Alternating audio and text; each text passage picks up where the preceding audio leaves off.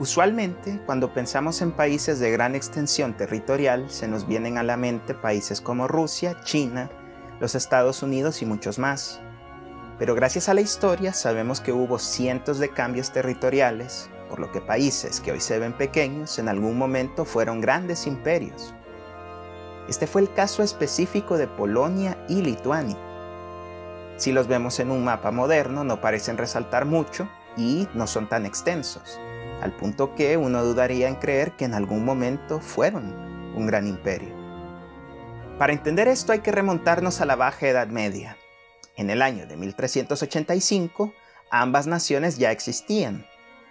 Por un lado tenemos al Reino de Polonia, gobernado por Eduviges I o Jadwiga en polaco, y por otro al Gran Ducado de Lituania, gobernado por Jogaila, que como podemos ver son mucho más extensos que en la actualidad. Para este año se llega a un acuerdo al que se le llamó la Unión de Krėvė. En este se acordó el matrimonio de Jogaila con Jadwiga y la conversión de Jogaila y de toda Lituania al catolicismo. Es importante mencionar que para esta época Lituania y gran parte del área del Báltico mantenían sus creencias paganas, hecho que fue cambiando con las cruzadas de órdenes religiosas como la Orden de los Caballeros Teutónicos, cuyo fin era el de cristianizar estas zonas. El Gran Ducado de Lituania logró defenderse y mantener sus creencias paganas por mucho tiempo, pero dada la situación, tanto para Polonia como para Lituania, les convenía una unión. Primero para asegurar los tronos de sus monarcas y no caer en conflictos civiles. También porque ambos reinos se encontraban rodeados por más reinos que en algún momento podían ser una amenaza para ambas naciones,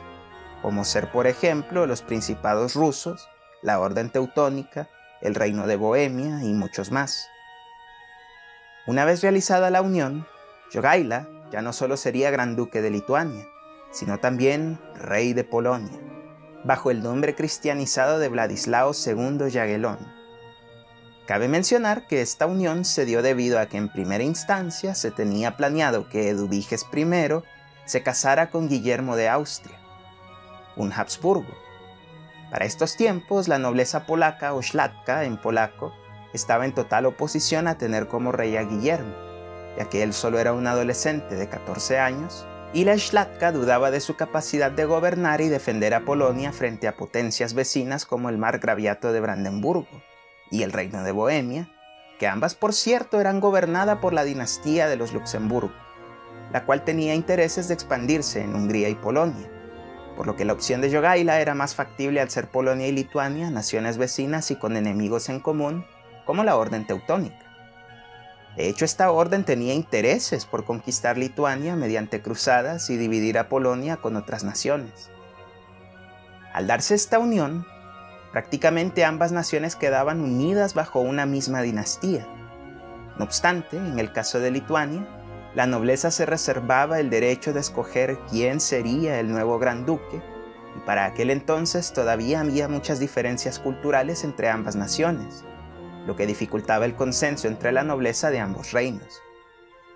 Observando esto, Vladislao II firma la Unión de Orodno en 1414, en la que se acuerda la unión total de ambas naciones, de forma irreversible, y por consecuencia un mayor acercamiento cultural y de igualdad de derechos entre las élites polacas y lituanas. Muy pronto en Lituania empiezan a adoptar instituciones polacas, como el Sejm, que equivaldría a un parlamento compuesto por las élites nobiliarias, que funcionaba como un contrapeso al poder del rey, que buscaba proteger los privilegios e intereses de la nobleza. Tiempo después surge una situación que pondría la unión de Polonia y Lituania al borde de la ruptura, debido a que Segismundo II Jagellón, por aquel entonces Gran Duque de Lituania y Rey de Polonia, no logró tener hijos, y por su avanzada edad no le iba a ser posible tenerlos. Esto significaba que al morir, tanto el título de Rey de Polonia y el de Gran Duque de Lituania quedarían vacantes, lo que podría significar el fin de una unión dinástica entre Polonia y Lituania,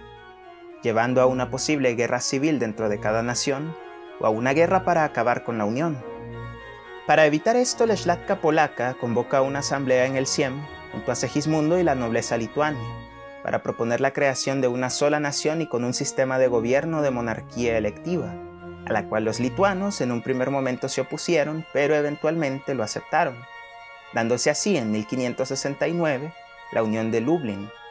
y es así como, formalmente, el Reino de Polonia y el Gran Ducado de Lituania pasan a formar la Mancomunidad de Polonia y Lituania,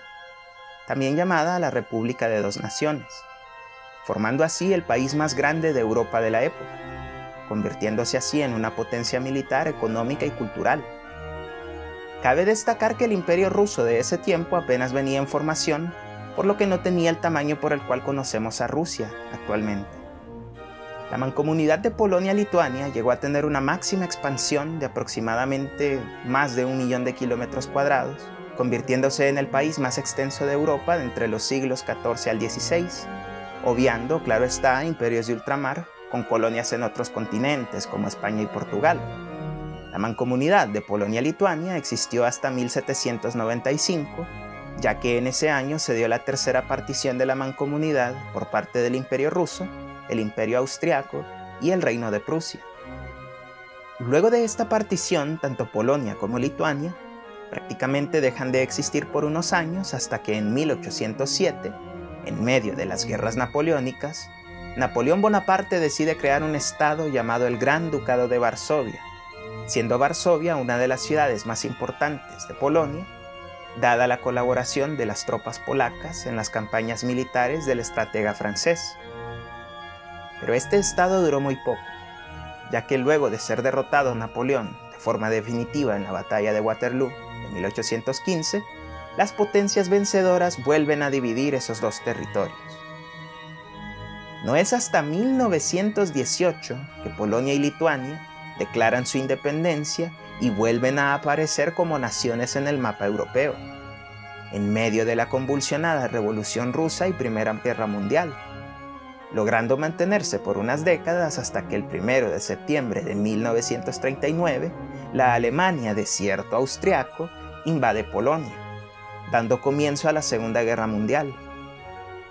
El 17 de septiembre la Unión Soviética inicia su invasión de Polonia, ya que días antes de la invasión alemana al país, se había firmado el Tratado de No Agresión entre Alemania y la Unión Soviética, también conocido como el Pacto Ribbentrop-Molotov. Uno de los asuntos de interés de este tratado es que la Unión Soviética y Alemania acordaron repartirse Polonia y reconocer a los estados bálticos, es decir, Letonia, Estonia y Lituania, junto con Finlandia, como áreas de interés soviético. Esto es importante porque en el caso de Lituania, al año siguiente, el 14 de junio de 1940, para ser más específicos, el país va a recibir un ultimátum de la Unión Soviética en el cual debían permitir la entrada de más tropas soviéticas y el establecimiento de la República Socialista Soviética de Lituania, siendo a todas luces una anexión forzada bajo el pretexto de una auténtica revolución socialista. Una vez finalizada la Segunda Guerra Mundial, Polonia recobra su independencia en 1945 bajo una fuerte influencia y presión soviética, denominándose como República Popular de Polonia, pero sin formar parte de la Unión Soviética, manteniendo cierta autonomía. Posteriormente pasan a formar parte del Pacto de Varsovia en 1955 y no es hasta 1989 cuando la Unión Soviética pasa por una fuerte crisis interna debido a las reformas de Gorbachov y ya cercana a su colapso que Polonia, luego de décadas de disidencia y resistencia al gobierno prosoviético, logró ejercer la presión suficiente para que en ese año se aprobara, mediante el Parlamento, un nuevo gobierno fuera de la influencia soviética, cambiando su nombre a la República de Polonia, tal y como la conocemos al día de hoy. La situación de Lituania fue un poco diferente, debido a que, contrario a Polonia, Lituania sí formaba parte de la Unión Soviética, por lo que al igual que muchas otras naciones del este de Europa y Asia, Lituania logra su independencia apoyándose de la crisis de la Unión Soviética. En Lituania también hubo disidencia por décadas contra el gobierno soviético, pero la demostración que marcó el inicio de la independencia no solo de Lituania, sino de otros estados bálticos como Letonia y Estonia, fue la protesta llamada la Cadena Báltica, el 23 de agosto de 1989, que se celebró en el aniversario del pacto Molotov-Ribbentrop y consistió en una multitudinaria cadena de personas que se extendía a lo largo de Letonia, Lituania y Estonia, en la cual exigieron el retiro de las tropas soviéticas. Esto sumado a la crisis interna en la Unión Soviética y de la caída del muro de Berlín el 9 de noviembre del mismo año. Al año siguiente, Lituania se volvió en el primer país de la Unión Soviética en declarar su independencia. El 11 de marzo de 1990 nace la República de Lituania, que conocemos al día de hoy, marcando el inicio de la fragmentación de la Unión Soviética. Es así como Lituania y Polonia pasaron de ser un poderoso imperio a desaparecer por completo, resurgir y eventualmente luchar y lograr sus independencias. Eso ha sido todo por hoy. Quisiéramos cerrar el video agradeciendo todo su apoyo. En poco más de 3 meses logramos muchos hitos. Conseguimos más de 1000 suscriptores. YouTube nos concedió el derecho a hacer publicaciones y encuestas. Y finalmente, creamos nuestro canal de Odyssey. Todo esto se traduce en más y mejor contenido para ustedes. Nunca está de más el pedir que se suscriban a nuestro canal, den likes, comenten y compartan este video a sus amistades. Muchas gracias.